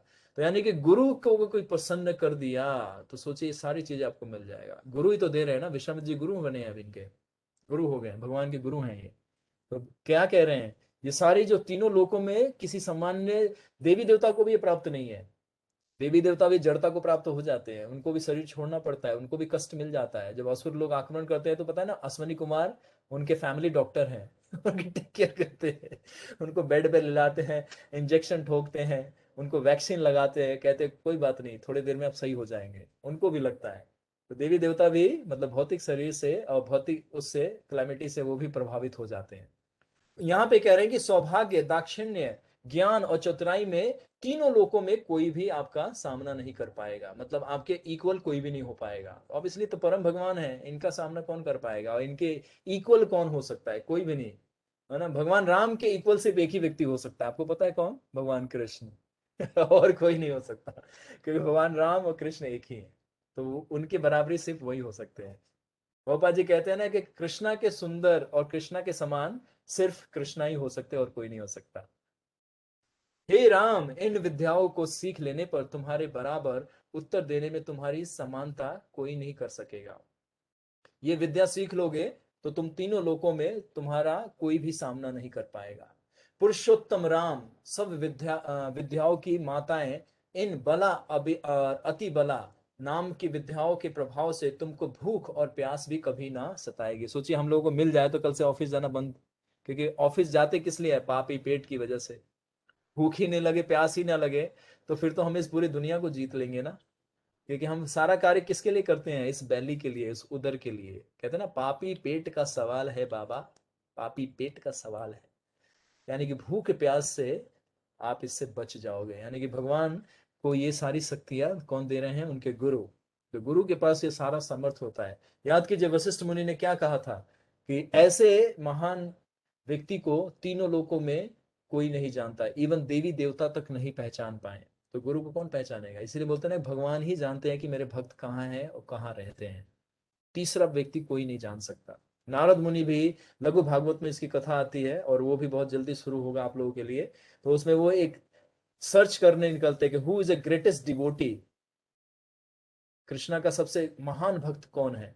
थक हार के भगवान तक पहुंचते हैं तो भगवान उनको सीक्रेट बताते हैं कि मिला आपको।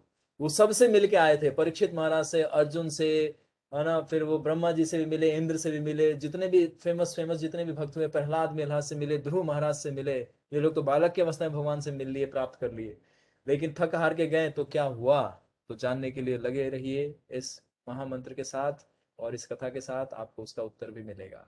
तो भगवान ने मुस्कुराते हुए उनको उत्तर दिया, उत्तर दिया कि मेरा ग्रेट भक्त कौन है और सब भक्तों में श्रेष्ठ कौन है, और ये सारे भक्त हैं, ये कौन है। अब आप लोगों में थोड़ा क्यूरियोसिटी आएगा ना कि अंतरात्मा जी थोड़ा सा बताते हैं, थोड़ा छुपा देते हैं, क्या इनका स्वभाव है।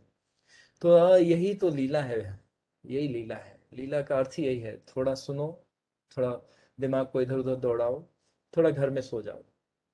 पुरुषोत्तम राम सब विद्याओं की माताएं तथा इन बला अति बला ना आना ना नास्त्री विद्याओं के प्रभाव से तुमको भूख और प्यास भी कभी न सतावेगी। हे राघव, इन दोनों विद्याओं को बला तथा अति बला के पढ़ लेने से आपको अतुल्य यश सर्वत्र फैल जाएगा। यानी कि यशस्वी भव होने का भी वरदान प्राप्त हो जाएगा इस विद्या को सीखने के बाद।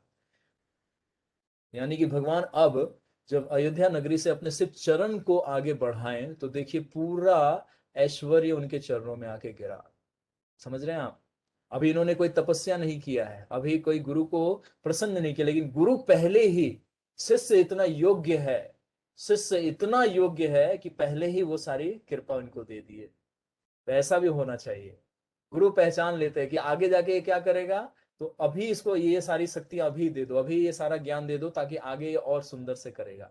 और कुछ लोगों को बहुत समय बीतने के बाद भी वो प्रतीक्षा में रहते हैं कि कब ये सुधरेगा, तब इसको ये ज्ञान दिया जाए।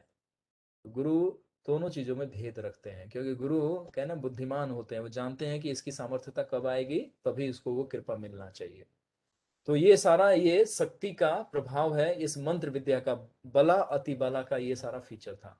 ये दोनों तेजस्वी विद्याएं, है ना, तेजस्विनी विद्याएं पितामह ब्रह्मा की पुत्री हैं। तो बला अति बला ये भगवान ब्रह्मा की पुत्री हैं। जैसे ऊपर भी आया था प्रभा, याद है, एक नाम बताया है, दूसरा नाम आप खुद याद कीजिए अगर लिखे होंगे आप लोग तो उसी तरह से यहाँ पे जो बला अति बला है, ये ब्रह्मा जी की पुत्री हैं, ये शक्ति के रूप में, ये मंत्र के रूप में है ये। फिर यहाँ पे आप लोग कंफ्यूज मत होइएगा कि पुत्री दे रहे हैं ये क्या है, समझ में नहीं आया, तो बच्चे लोगों को याद होना चाहिए इन फॉर्म ऑफ मंत्रा। नाम नाही तुम्ही साक्षात ब्रजेंद्र नंदन, हरे कृष्ण कृष्ण कृष्ण हरे हरे, हरे राम राम राम हरे हरे। अब कोई ये कहे कि ये कृष्ण है, राम है, और राधा रानी है और सीता है, या मंत्र है, तो हम कहेंगे ये राम है, ये कृष्ण है, ये सीता मैया है, ये राधा रानी है। तो आप लोग कंफ्यूज हो जाएंगे कि भैया ये क्या है। तो नाम में कोई अंतर नहीं है, नाम नामकारी बहुधा। भगवान नाम के रूप में प्रकट हुए हैं कलयुग में। तो जब भगवान कह रहे हैं ना कि मैं नाम के रूप में हूं, तो मान लीजिए आप लोग। तो उसी तरह से यहाँ पे ये पुत्री है, पुत्री फिजिकल फॉर्म में नहीं है, मंत्र के फॉर्म में है। शक्ति हमेशा फीमेल होती है, फेमिनाइन फीचर में होती है। तो ब्रह्मा जी से प्रकट हुए हैं दोनों शक्तियां, बला अति बला।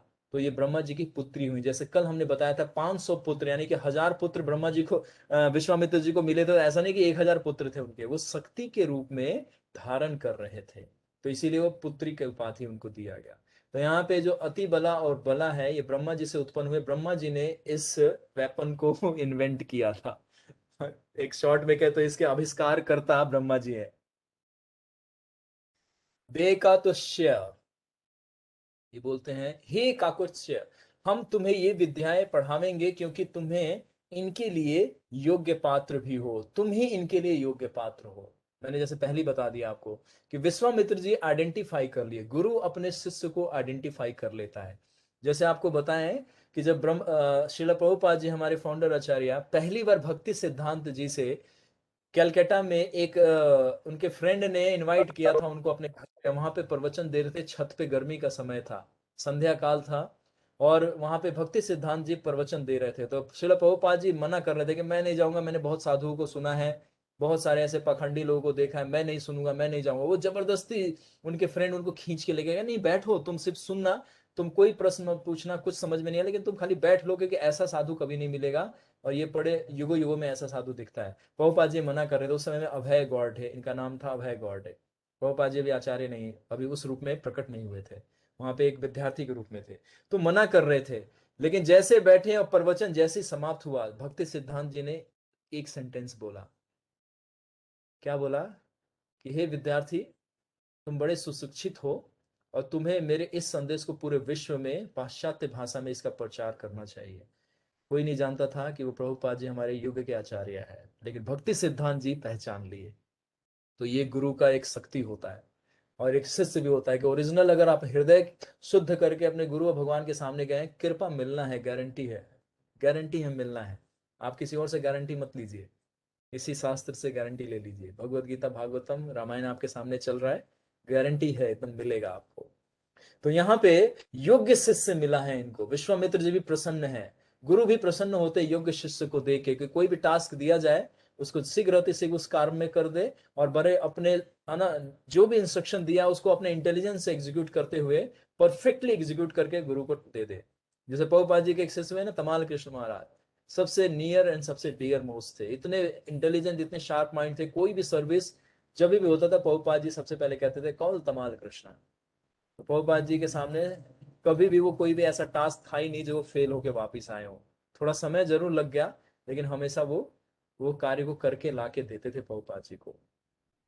तो इसलिए यहाँ पे बता रहे हैं कि शिष्य का योग्यता क्या होना चाहिए कि गुरु के हृदय को जीत ले। पूरे जीवन का लक्ष्य होना चाहिए कि वो गुरु के हृदय को जीत ले। गुरु के हृदय को जीतने का मतलब कृष्ण को जीत लिया आपने, कृष्ण अब आपके हो गए, अब मतलब वो संपत्ति अब आपकी हो चुकी है। तो यहाँ पे कह रहे क्योंकि तुम ही इनके लिए योग्य पात्र हो। विश्वामित्र जी का ये स्टेटमेंट है, राम को बोल रहे हैं कि राघव, आप ही इसके योग्य पात्र हो पूरे विश्व में, और मुझे कोई नहीं मिला। अब इतने दिनों की तपस्या, सहस्त्र वर्षों तक तपस्या किए थे, तो इसलिए गुरु को ये नहीं देखना चाहिए कि उनके पास कौन सी भक्ति है। वो सारी सारी शक्तियां हो सकती हैं, भक्ति के सारे रहस्य उनके हृदय में होते हैं, लेकिन हम जब पात्रता प्राप्त कर लेंगे तब वो गुरु हमें वो कृपा दे देते हैं। तो इसीलिए यहाँ पे पहले दे रहे हैं, अब एक सेवा नहीं लिए हैं, लेकिन पहले वो कृपा दे रहे हैं। बताइए ऐसा कोई मिलेगा आपको? पहले भगवान भी प्रोसेस क्या बता रहे हैं कि पहले जाओ गुरु को प्रसन्न करने के लिए, उससे सेवा करो, उसके चरणों में प्रार्थना करो, और उनके हर तरह से अपनी सेवा करो। जब प्रसन्न हो जाए तब प्रतीक्षा करना कि कोई जिज्ञासा करो, और जब जिज्ञासा करो तो ध्यान से पूछो कि क्या मैं योग्य हूं आपसे प्रश्न पूछने के लिए। जब वो अपनी अनुमति दे तभी प्रश्न पूछो, अन्यथा नहीं। क्योंकि आप प्रश्न पूछोगे तो वो उत्तर नहीं देंगे, वो मूर्ख बन जाएंगे और आपको मूर्ख बना देंगे, कहेंगे हमें उत्तर नहीं आता, लेकिन आपको मूर्ख बना देंगे।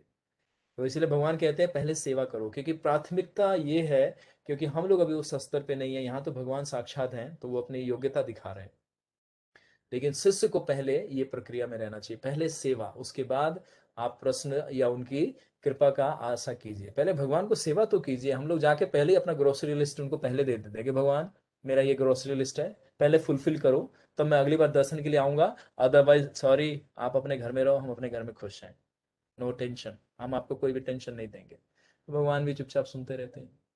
पहले जाके सेवा करो, पहले प्रसन्न करो, भगवान कृपा अपने आप दे देंगे। भगवान भिखारी थोड़ी ना है, भगवान भिखारी नहीं है। भगवान क्या है? लक्ष्मियों के पति हैं। सहस्त्र लक्ष्मियां उनकी सेवा में रहती हैं, करोड़ों अरबों लक्ष्मियां उनकी सेवा में रहती हैं। तो इसीलिए गुरु को प्रसन्न करना ये कोई सरल कार्य नहीं है, लेकिन बहुत ज्यादा कठिन भी है। सिर्फ सिंपली जो गुरु कहते हैं उनको करते जाइए, देखिए आपको कृपा मिलता है कि नहीं। और जो करते हैं उनको पूछने की आवश्यकता नहीं है। बताए ना कि जब आप प्रसाद खाते हैं तो आप पड़ोसी से हाथ मारते हुए नहीं पूछेंगे अरे जरा देखना मेरा बैली भरा कि नहीं, पेट में गया कि नहीं, या कहीं और गिर गया। नहीं, जैसे जैसे बाइट बाय बाइट आप खाते हैं, आपको खुद ही रियलाइज होता है कि मुझे अच्छा लग रहा है, मेरे को शक्ति प्राप्त हो रहा है, मेरे को अच्छा लग रहा है, मेरा पोषण हो रहा है। उसी तरह गुरु जैसे जैसे प्रसन्न होंगे, भक्ति आपका बढ़ता जाएगा, समर्पण बढ़ता जाएगा, ये प्रकट होता है। अगर भक्ति नहीं बढ़ रहा है, समर्पण नहीं बढ़ रहा है, इसका मतलब गुरु प्रसन्न नहीं है और गुरु की कृपा नहीं मिली है। और जैसे ही भक्ति बढ़े, ये इसका प्रमाण है जो आपको आज सीक्रेट बता रहे हैं आपको।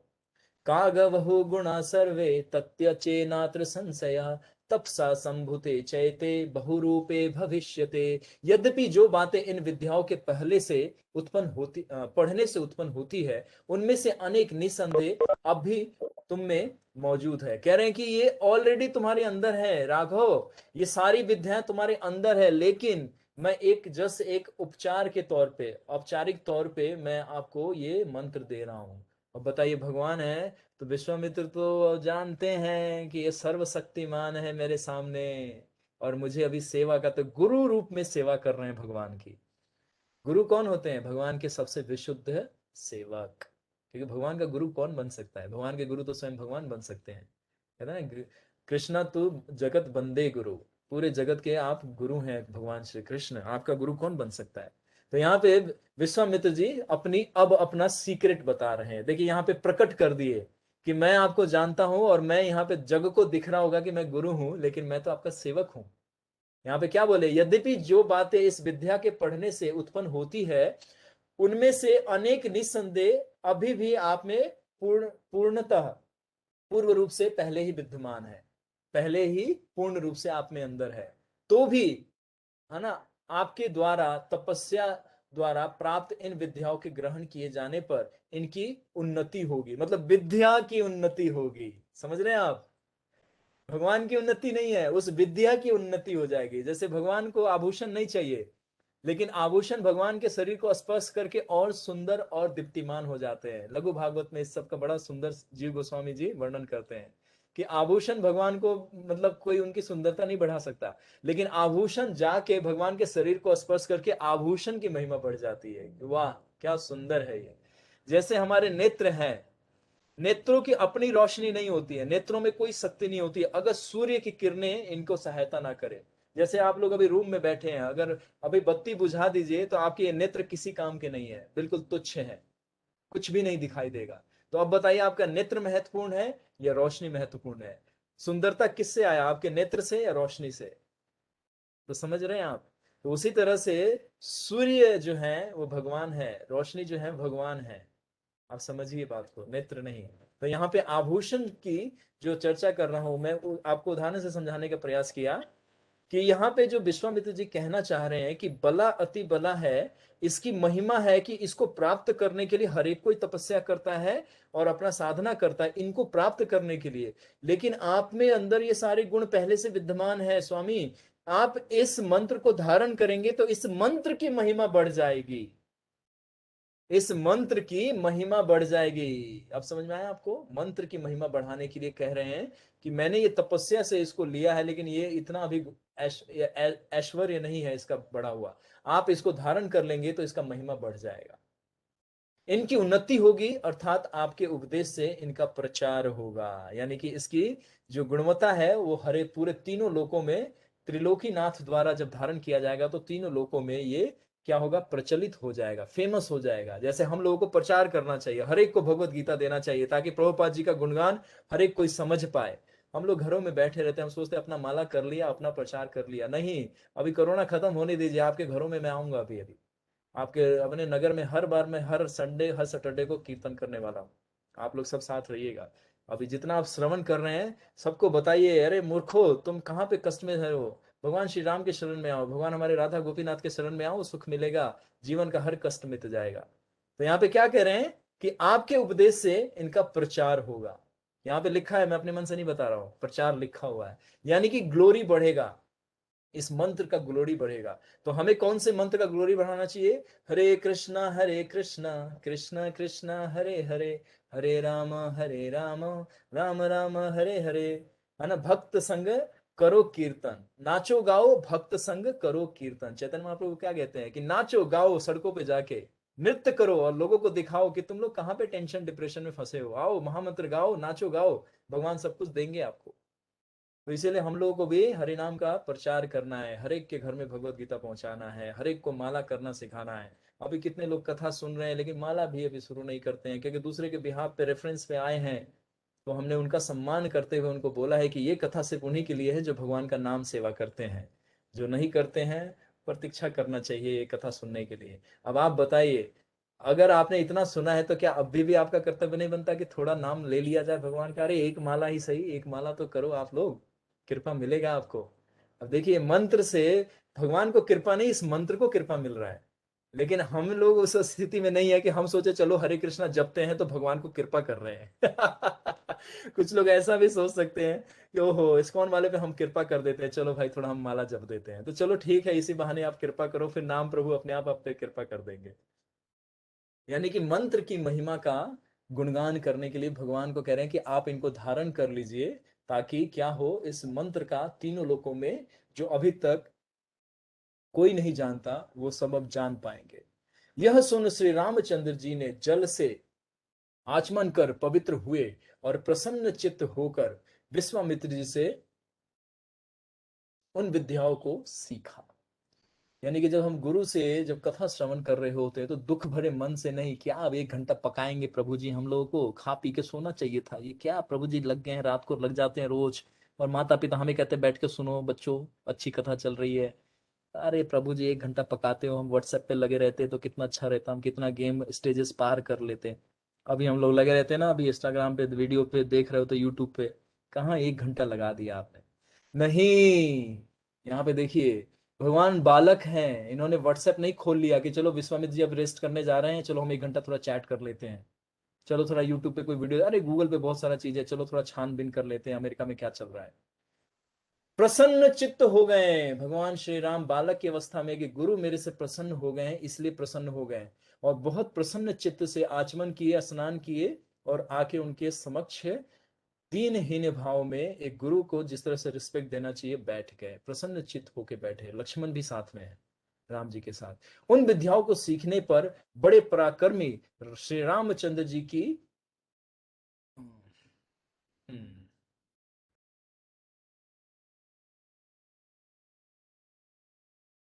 हाँ, उन विद्याओं को सीखने पर बड़े पराक्रमी श्री रामचंद्र जी की बड़ी ही शोभा हुई, जैसे शरत काल के सूर्य की होती है।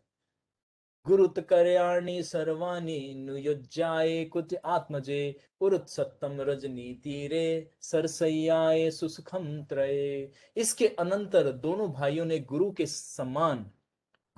समान विश्वामित्र की चरण सेवा आदि कर सरयू के तीर पर वह रात मुनि के साथ आनंद पूर्वक बिताए, अर्थात शयन किए। समझ में आया आपको गुरु को किस तरह से सेवा दिया इन्होंने? तो अगले सर्ग में आपको सुनाएंगे। भगवान राजकुमार हैं, पूरे पृथ्वी के राजकुमार हैं, पिताजी अभी सम्राट हैं तो ये भी पृथ्वी के राजकुमार हुए ना, अब सिर्फ अयोध्या के नहीं है। इन्होंने सेवा किया, चरण दबाया, विश्वामित्र जी के चरण दबाए हैं इन्होंने, यहाँ पे चरण दबाया, लक्ष्मण चरण दबाए, दोनों मिलके चरण दबाए हैं। गुरु की सेवा कैसे करनी चाहिए, वपु सेवा कर रहे हैं। अभी गुरु ने देखिए कोई सेवा लिया नहीं था लेकिन पहले ही इनको उपहार दे दिया। बताइए, ऐसे गुरु ऐसे शिष्य धन्य हैं। बारंबार ऐसे गुरु ऐसे शिष्य को बारंबार प्रणाम करना चाहिए, कि ऐसा हमें आचरण सीखने को मिलता है यहाँ से। तो हम लोग भी ऐसे सीखे कि हमें गुरु को कैसे सम्मान देना चाहिए और कैसे करना चाहिए। राजकुमार होने के कारण चटाई पर भूमि में सोना उनके लिए अनुचित होने पर भी दशरथ नंदन दोनों बलवान राजकुमारों ने विश्वामित्र जी के मधुर वचन सुनते हुए सुखपूर्वक तीर्ण की सैया पर वह रात बिताई। अब इसका एक्सप्लेनेशन मैं नेक्स्ट वीक में करूंगा, क्योंकि बहुत सुंदर है, सिंपलिसिटी ऑफ लाइफ कैसे होता है। हम लोगों को बड़े बड़े घरों में रहना चाहिए लेकिन इन सब चीजों से डिटैच रहना चाहिए। तो ये अगले क्लास में हम लोग चर्चा करेंगे, इस पे बहुत सुंदर है, और ये रामायण में नहीं है लेकिन हम जरूर आप लोगों को जरा सा थोड़ा सा चर्चा करके बताएंगे। तो इस तरह से यहाँ पे जो 22वां सर्ग है यहाँ पे समाप्त होता है। इति द्वादशम सर्गम, यहाँ पे 22वां सर्ग समाप्त हुआ। यानी कि सरयू नदी के दक्षिण तट पे एक आश्रम आया है, वो आश्रम अभी आएगा आगे। जैसे उठ के सुबह के समय जैसे बढ़ेंगे तो शिव जी की एक कथा है जो अगले हफ्ते आप लोगों को सुनाऊंगा। बहुत सुंदर कथा है, आप लोग सुनिएगा। आप लोगों ने होपफुली, कितने में से कुछ लोगों ने सुना अवश्य है, लेकिन फिर भी इस रामायण से संबंध कैसा है तो वो आपको अब पता चल जाएगा। तो ये पे विराम देंगे। अब इसका कंक्लूजन बता देते हैं कि भगवान के साथ रामचंद्र जी और लक्ष्मण जी निकले अपने अयोध्या नगरी से, और आगे बढ़ते हुए सरयू नदी के दक्षिण तट पे पहुंचते हैं। और वहां पे पहुंच के विश्वामित्र जी उनको आदेश देते हैं कि मैं आपको एक विशेष तरह का विद्या देने जा रहा हूं जो इस पूरे तीनों लोकों में किसी अन्य के पास नहीं होगा। और इसकी महिमा बताते हुए राम को बोलते हैं, आदेश देते हैं, अनुमति देते हैं, आज्ञा देते हैं, कहते हैं कि राम आप स्नान करके आओ। लक्ष्मण भी साथ में जाते हैं। तो दोनों को, मतलब भगवान राम और लक्ष्मण को, ये एक ही साथ बला अति बला, ये दो विद्याएं जो ब्रह्मा जी से उत्पन्न हुए हैं, ब्रह्मा जी के पुत्री के, यानी कि शक्ति के रूप में है, मंत्र के रूप में है, तो ब्रह्मा जी की पुत्री के समान है ये। तो ब्रह्मा जी से इनको प्राप्त हुआ था, ब्रह्म ऋषि के पद लिए थे। तो आपको याद है जब हमने विश्वामित्र जी का चरित्र बताया था, तब वो उनमें ये कथा में हमने बता दिया था। तो यही विशेष शक्तियां हैं जो अब राम और लक्ष्मण को प्रदान किया। तो संध्या काल हो चुका है, अब यहाँ पे ये शयन कर रहे हैं। तो ये अब इसका थोड़ा सा एक्सप्लेनेशन मैं अगले हफ्ते दूंगा, क्योंकि यहाँ पे थोड़ा सिंप्लिसिटी ऑफ लाइफ को समझना है। यहाँ पे भगवान राजकुमार है लेकिन पृथ्वी पे सो रहे हैं, कैसे सो रहे हैं तो आपको दिखाएंगे अगले हफ्ते। तो यहीं पे विराम देते हैं। Thank you very much. सिर्फ 2 क्वेश्चन लेंगे आप में से, जो भी होनहार हमारे जिज्ञासु भक्त हैं वो पूछ सकते हैं। और हम अब इसी तरह से बहुत कम समय में हर चीज ज्यादा बताने का प्रयास करेंगे, कोई रिकैप नहीं, कोई भी समीक्षा नहीं। चलिए, अब आप लोगों ने उत्साह बढ़ाया हमारा, तो हम भी ऐसे ही करेंगे। चलिए बताइए, किसी का कोई जिज्ञासा है? जगदीश बोल रहा हूँ प्रभु जी, हरे कृष्णा। जगदीश प्रभु जी, आपको हम कल ढूंढ रहे थे, परसों ढूंढ रहे थे, और महीने भर ढूंढ रहे थे, आप कहाँ चले गए थे? मैं प्रभु जी रोज कथा सुन रहा हूँ, कल मेरे पास लिंक नहीं आया आपके। अच्छा, ठीक है, कल कथा लिंक नहीं हो रहा है इसीलिए। आपको एक नहीं, बता कथा दे कि बला अति बला जो आपका प्रश्न था, आई जी होप कि आपको उत्तर मिल गया। बिल्कुल, मेरे को उत्तर मिल गया प्रभु जी, मैं बहुत खुश हूँ ये सुन हाँ, के कि इसीलिए कभी बड़ी कभी जब हम शक्ति है। बोलते हैं हाँ कि जी कोई प्रभु। प्रश्न का उत्तर हम अभी नहीं दे रहे हैं, तो आपको उस समय का प्रतीक्षा करना। मैंने बताया ना कि ये हाँ जी एक दिन का कथा नहीं है कि मुझे एक दिन में सब कुछ खत्म करना है। हर चीज का आंसर देंगे आपको, हर चीज का जो जो आंसर चाहिए आपको सब मिलेगा, लेकिन एक समय के उपरांत के बाद जब वो लेंगे तो कथा में आनंद आ तो जाएगा कथा आपको। में आनंद आ रहा है प्रभु जी, बिल्कुल आ रहा है। एक अभी का कोई जिज्ञासा थी प्रश्न है, प्रभु जी पूछिए, मेरे। हाँ बोले। जी, एक जिज्ञासा थी, जैसे आज आया है प्रवचन में कि कृष्ण भगवान जी के नाक में फुआ लगा दिया गया था जैसे। अ, और एक गरीब की कथा सुना रहे थे ना आप जी आज उसमें। हाँ हाँ। तो उसमें उसमें एक बड़ा भाई था, एक छोटा भाई था। तो वो अगरबत्ती या जो भी जला देते, धूप जला देते थे, तो हम्म उनकी सुगंध कृष्णा जी के उसमें नाक में जाती थी। तो हम्म वो दूसरे भाई वो कह रहे थे फुआ लगा दिया था कृष्ण जी के नाक में हम्म ताकि मैं सुगंध ना। तो मेरा क्वेश्चन ये था एक, जैसे हम वृंदावन में बांके बिहारी जी के मंदिर में जाते हैं, तो हम्म। वहाँ एक सुगंध का या इत्र का फोहा कान में लगा देते हैं जैसे मान। हम्म। तो आपके, मुझे नहीं पता नोटिस में है या नहीं है, तो उसका क्या मतलब है, क्या कारण है, अगर बता सकें वो तो कान बताएं। में लगाते हैं किसके, भगवान के विग्रह में, या आपके नहीं कान में आके नहीं लगा नहीं, देते हैं? हमारे जो डिवोटी हैं हम्म उनके कान के ऊपर रख लेते हैं या वो दे देते हैं, जैसे वहाँ के पुजारी है या हम्म साधु हैं। तो हम्म वो ऐसा कुछ, मैं एक दो दफे गया हूँ लगभग। हम्म। तो इस्कॉन भी गया हूँ वैसे तो मैं वहाँ पे मंदिर में। तो वहाँ का मुझे अभी ज़्यादा पता नहीं है वो किस वजह से लगाते हैं। तो मेरी ये जिज्ञासा है, अगर आपको कहीं से पता लगे या हो पता तो मुझे बता दें। मैं भी मालिश का चाहता हूँ होता कि इत्र का कोई फोहा होता है जो बाद में वो दे देते हैं भक्त को, या जो तो वो कान के ऊपर रखते हैं कान मैं में समझ तो गया आपका। सुगंध। अभी हाँ इसके जी। आगे पीछे कोई और भी प्रश्न है? नहीं प्रभु जी, अभी तो मेरी यही जिज्ञासा प्रश्न। ठीक है, सुनिए बताता हूँ। जैसे हम हाँ लोग जी। नरसिंह आरती करते हैं, तो आपने देखा होगा भगवान को इत्र अर्पण किया जाता है। ठीक है प्रभु इत्र जी। आपने, अगर हमारे मंदिर में, क्योंकि अब अभी आप नए भक्त हैं, तो हाँ अभी जी। उतना यहाँ पे चीजें नहीं दिख रहा है, लेकिन फिर भी एक सामान्य स्तर पे भी अभी ये प्रक्रिया में हम रोल रखते हैं, और ये स्टैंडर्ड भी है। और हाँ भगवान के जी। हर नौदा विधि में जो 16 उपचार है, उसमें एक उपचार भी होता है, भगवान को इत्र या गंध, है ना, इत्र के हाँ रूप जी। में हाँ या जी। पुष्प के रूप में हम भगवान को अर्पण करते हैं। तो आपको याद दिलाते हैं, जब आप मंगल आरती में आए होंगे, तो जैसे नरसिंह आरती खत्म होता है तो एक भक्त भागते हुए आते हैं, आपके हाथों पे रुई सटा के हाँ चले जी। जाते हैं। तो हाँ उसमें से जी। हाँ देखते हैं, जी। आपने कहते हैं ना, नाकों में लगाने के लिए इशारा किया जाता है। हाँ जी। तो गंध जो भगवान को अर्पण किया गया है उससे हमारी नासिका यानी हमारी एयर जो है वो प्यूरिफाई होती है। जैसे कहते हैं ना कि आरती जब हम करते हैं तो हाँ जी। एयर, फायर, वाटर, अर्थ और साउंड, ये पांचों चीजों से भगवान की सेवा होती है। संडे क्लास जो वैष्णव अभी चल रहा है एटिकेट, उसमें भी ये सब चीजें आपको डिटेल में चर्चा करके बताएंगे। तो आपको उत्तर खाली दे रहा हूँ कि मंदिर में जो है भगवान को गंध के रूप में जो अर्पण किया जाता है, तो वो निर्मालय के रूप में, महाप्रसाद के रूप में भक्तों को हाथों पे लगाया जाता है, उसका वो करते हैं। उसी तरह से जो बाके बिहारी में है, तो क्योंकि वो आपको दे रहे हैं तो उसको सम्मान देने के लिए वो लोग कानों पे रख लेते हैं, क्योंकि कानों हाँ से जी। जो भी वायु स्पर्श होती है नासिका तक आती है, तो उनको हर समय स्मरण होता है कि मैंने ठीक है। भगवान की कृपा प्राप्त की है। और कोई इसके पीछे कोई साइंटिफिक रीजन नहीं है, कोई कारण नहीं है। अगर कोई होगा तो आप लोग मुझसे शेयर कर सकते हैं।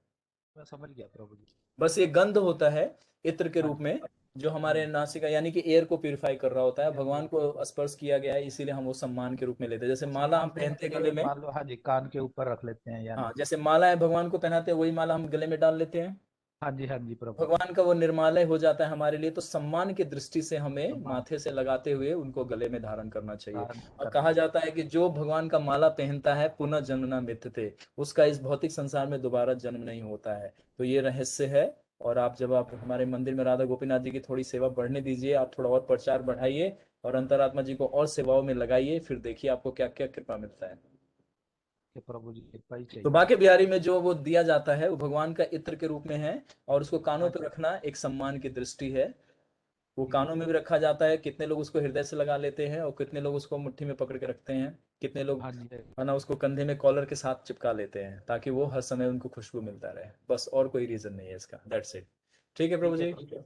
अच्छा ओके, लगा प्रभु। किसी और धन्यवाद। विद्यार्थी का कोई प्रश्न? थैंक यू जगदीश प्रभु जी। किसी और विद्यार्थी का कोई हरे प्रश्न? कृष्णा, हरि हरे बोल कृष्णा प्रभु। प्रभु जी। ओके, भारत बोल रहा हूँ प्रभु जी। यस भरत प्रभु जी बताएं। प्रभु जी, अभी आप लघु भागवतम के बारे में बता रहे थे, तो वो लघु भागवतम क्या होती है?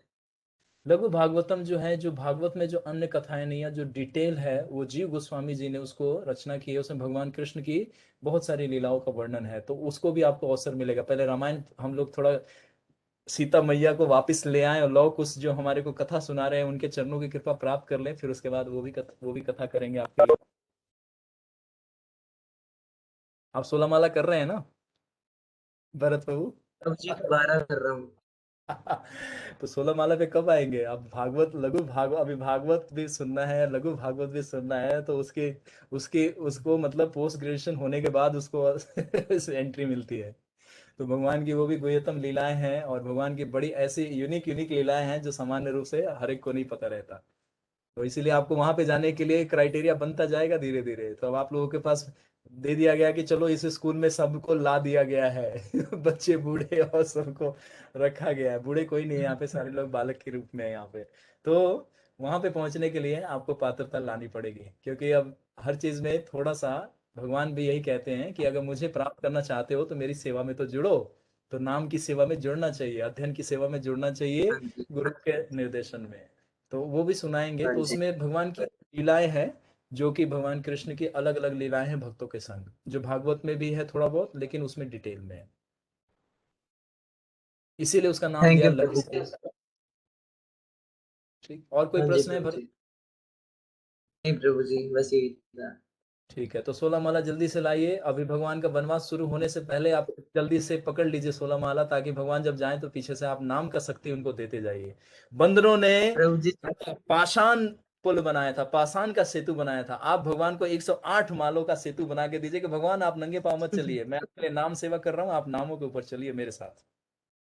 ठीक है हाँ जी चलिए। प्रभु जी, ओके, चातुर्मास में लास्ट। ट्राई कर। ठीक है, आप ब्लेस पर्सनल टॉक करेंगे हम आपसे। चलिए ठीक है। चलिए, किसी एक भक्त का और प्रश्न ले सकते हैं? किसी और का कोई क्वेश्चन है? एनी रेंडमली कोई भी क्वेश्चन पूछ सकते हैं आज के टॉपिक से रिलेटेड। हरे कृष्णा प्रभु जी, दंडवत प्रणाम। रोहित, हाँ प्रभु यस जी। बताएं। ये प्रभु जी, आपने बताया था कि सुमित्र और सौमित्र दो हैं ये, तो इसका थोड़ा सा जानना था। ये बताइए, महाराज दशरथ की 3 रानियां थी, उनका तीनों का नाम बताइए। सुमित्रा माता जी और कौशल्या माता जी और कैकेयी माता जी। दोबारा बोलिए। सुमित्रा माता जी हम्म। और कौशल्या माता जी और कैकेयी चलिए माता जी। एक बार और बोल दीजिए। सुमित्रा माता जी, कौशल्या माता जी और कैकेयी माता जी। अब उत्तर मिल गया आपको? नहीं प्रभु जी। अच्छा चलिए, सबसे जो भगवान दशरथ महाराज के जो विशेष मंत्री थे, जो फैमिली फ्रेंड थे और सबसे उनके क्लोज फ्रेंड थे, उनका नाम क्या था उस मंत्री का? सौमित्र। अब उत्तर मिला? लेकिन प्रभु जी ये लिंक नहीं कर पा रहा हूँ कि मतलब बंधु मोए सावधान मते, यहाँ प्रसादे भाई एव भवतरियाय, कृष्ण प्राप्ति है यहाँ है ते। बंदो मुए सावधान, जब कथा सुनते हो सावधान, जब आप जप करते हो सावधान, बड़े ध्यान से सुनना चाहिए। ये मंत्री का नाम था, और जो आपने नाम लिया वो क्या है, दोनों का एक ही मात्रा का अंतर है, एक फीमेल हो जाती है, एक मेल हो जाते हैं। ठीक, तो ये एक रानी है उनकी, और दूसरा जो यहाँ पे राम के जो पीछे चल रहे थे, यहाँ पे दोनों ही प्रस्तुत थे, क्योंकि तीनों रानियां पीछे भगवान के चल रही थी, जाते हुए देख रही थी। भगवान दशरथ थे, सौमित्र यहाँ पे हैं, और सुमित्रा माता भी यहाँ पे है, इसीलिए मैंने बोला था दोनों को समझना है। क्लियर हुआ? भगवान जो दशरथ महाराज के जो सबसे 10 मिनिस्टर, 8 मिनिस्टर जो थे, उसमें से सबसे टॉप मोस्ट, सबसे नियर डियर कौन थे? सौमित्र जी। आप समझ में आया? क्लियर हुआ? जी जी प्रभु। इसीलिए बंधु मुई सावधान मते, श्रवण करते वक्त, जप करते वक्त, कथा सुनते वक्त बहुत सावधानी से सुनना चाहिए। जितना सावधानी रखेंगे, आपके छतरी का जितना छेद है वो सारा बंद होता जाएगा, और जब आप गंतव्य तक पहुंचेंगे तो बारिश का एक बूंद भी आपको गीला नहीं होने देगा, धूप का एक किरण भी आपके शरीर को स्पर्श नहीं हो पाएगा, अब आप बड़े सुख से पहुंच जाएंगे। ठीक है, चलिए, प्रयास किया है आपने, धन्यवाद। तो ये दो पर्सनालिटी थे, तो उस समय में मंत्री भी थी और माता सुमित्रा भी उनके पीछे पीछे जा रही थी, तो इसीलिए मैंने उस समय बोला था कि दोनों को समझना है आपको। ठीक है, चलिए। जी प्रभु। Anybody else? किसी और का कोई प्रश्न? नहीं? तो चलिए, आप लोगों को अच्छा लगा, आई होप। No thanks. ठीक, तो चलिए आप लोग विश्राम कीजिए, मिलते हैं अगले सभा में। भगवान का अगला जो पड़ाव है, वहां पे एक सुंदर कथा से प्रारंभ होगा, और भगवान शिव जी का एंट्री है कथा के रूप में कथा के रूप में। वो पूरा अगर आप लोगों ने रुचि दिखाया तो मैं भगवान शिव का बैकग्राउंड का कथा बता दूंगा, और नहीं तो फिर मैं क्या है, खाली उस कथा को जैसे विश्वामित्र जी सुनाएंगे, भगवान जिज्ञासा करते हैं यहाँ पे कि आप मुझे उनकी कथा सुनाइए। तो किस तरह से जिज्ञासा गुरु से करनी चाहिए, अगली क्लास में, और सिंप्लिसिटी ऑफ लाइफ अगली क्लास में आपसे चर्चा करेंगे। Thank you very much. Shri Shri Radha Gopinath भगवान की जय, श्री श्री सीताराम लक्ष्मण भक्त हनुमान की जय, श्रील प्रभुपाद जी की जय, गौ वृंद की जय, निताय निताय जय प्रेमानंदे। हरि हरि बोल। हरी हरी बोल। कृष्णा हरे कृष्णा हरे कृष्णा कृष्णा प्रभु प्रभु जी। जी।